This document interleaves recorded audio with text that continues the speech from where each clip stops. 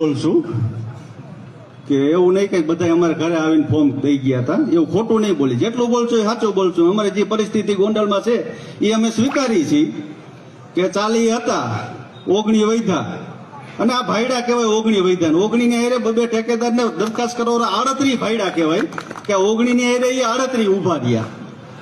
જે હકીકત છે એ તો છે જ. પછી આ એમ કહે છે કે માર માર્યો, એ તો માર્યો એ હકીકત છે. અરે માર તો માર્યો, પણ કેવા કેવા પ્રેશર આપ્યા છે.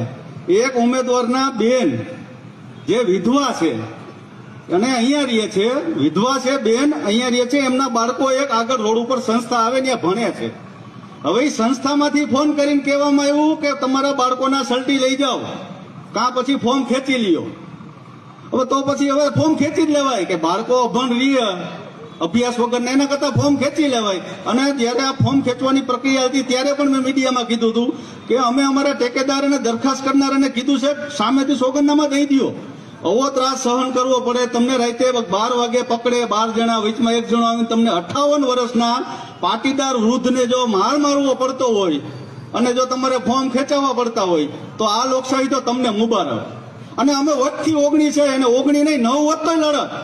ત્યારે એવી પણ વાત થઈ હતી કે આપણે 19ને મૂકી દેવું છે ને એને દઈ દેવું છે કે ભાઈ તમારે દાદાગીરીથી જોઈ છે તમે બધું દઈ દી. ત્યારે અમે કીધું ના.